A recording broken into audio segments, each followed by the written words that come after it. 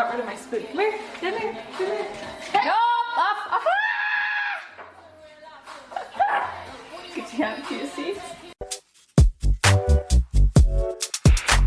Hey health nuts, welcome back to my channel. My name's Nicole. If you're new here, hello, welcome to the channel. If you are new here, you may not know that I love me a good smoothie.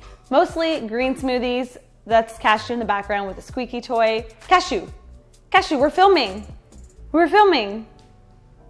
And you guys have actually titled me the Green Smoothie Queen because I love them that much. And today's video, I thought I would talk about some common mistakes that people are making when they make a smoothie at home. By the way, we actually have a full free downloadable guide to how to make the perfect green smoothie, which I'll have a link down below. You guys can grab that. It's free. You just enter an email and you'll get it right to your inbox. So that is your resource to make the perfect smoothie. But I'm gonna share 10 common mistakes that people are making, or that I think people are making when blending up a smoothie. So let's hop right in. Number one, the first common smoothie mistake in my opinion, by the way, these are all like just in my opinion, I'm not a professional or a doctor or nutritionist. These are just things that I've learned over the years of making lots of smoothies. So just, take what you want, leave what you don't want. But yeah, anyways, first tip is that I think people are adding in too much boxed nut or seed milk, or just like plant-based milks or regular milk.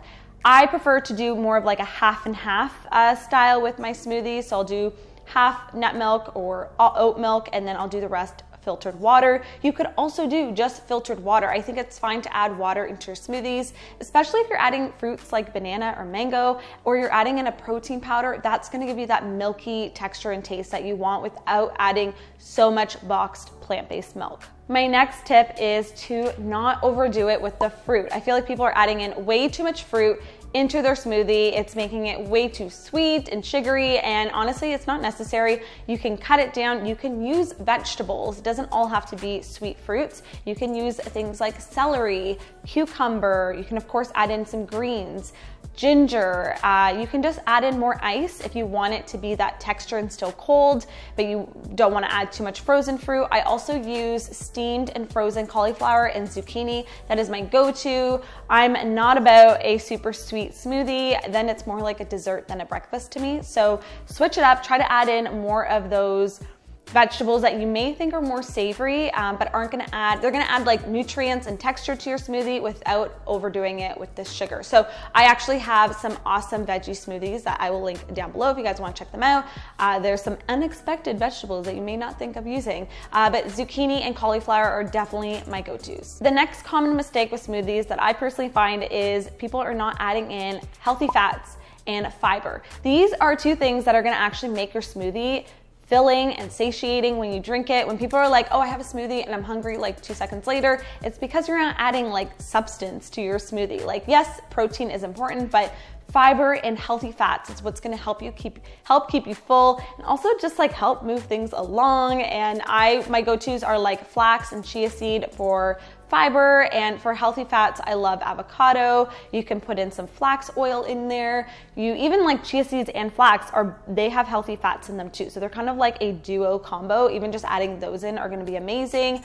Nut and seed butters are awesome. So just think about healthy fats and fiber, add those into your smoothie and they will keep you full longer. My next common mistake when it comes to smoothies is adding in liquid sweeteners. There is no need, if you're using nice ripe fruit, which I'll talk about in my next tip, you don't need extra sweeteners. You don't need honey, maple syrup. You don't need sweetened yogurt, sweetened almond milk, even juice. I don't think you need to add juice. Sometimes if I'm craving like a sweeter treat for a smoothie, I'll add in a little bit of fresh squeezed orange juice, not boxed orange juice. I'll add that in, but for the most part, I'm not adding any liquid sweetener.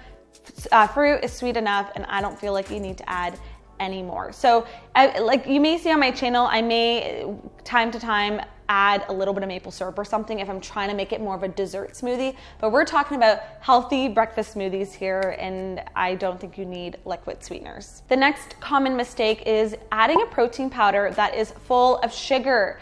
You do not need it. Look for ones that are low in sugar, low on the GI index, and are either sweetened with a little bit of coconut sugar or stevia, or monk fruit is another awesome sweetener that I'm really liking right now.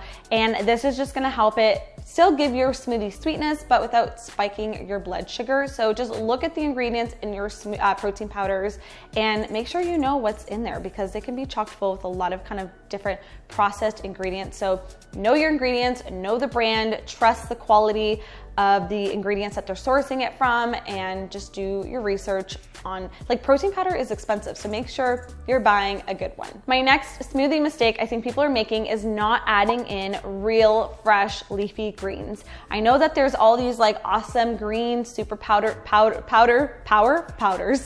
was a tongue twister. I know that there's all these awesome green powders out there that are great for if you're traveling or if you just ran out of greens that day. But guess what? Just fresh, raw, beautiful leafy greens are amazing to put into your smoothies. And I always have either spinach or kale or romaine or just like a spring mix or something, because you want to like rotate your greens. I will always have something in the fridge to add into my smoothies. I personally I feel like I only really make green smoothies. I have non-green smoothie recipes on my channel and on the blog, but I personally think you should add greens to like every smoothie if possible. Yeah, so try to get those fresh leafy ones.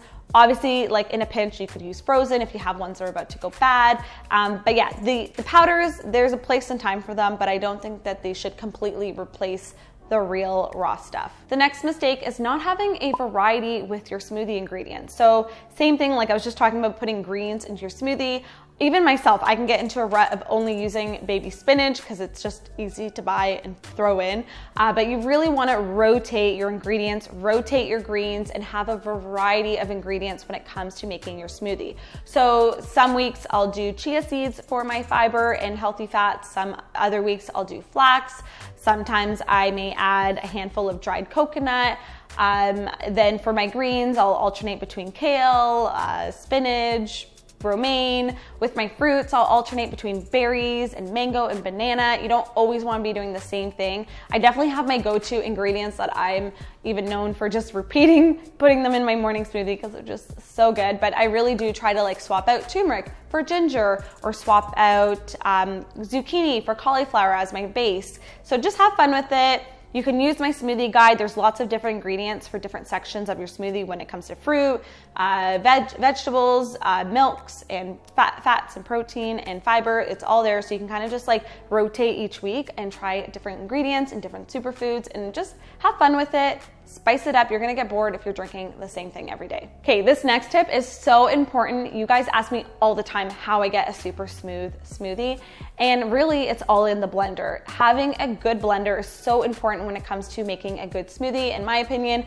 Honestly, like I have my mom, I won't say what blender it is. My mom has a blender. It's not my favorite. And every time I make a smoothie there, I feel like I'm a smoothie snob at her house because it is so pulpy and I can just feel the texture still from all the greens. I get like kale in my teeth and I don't want that when I'm drinking a smoothie.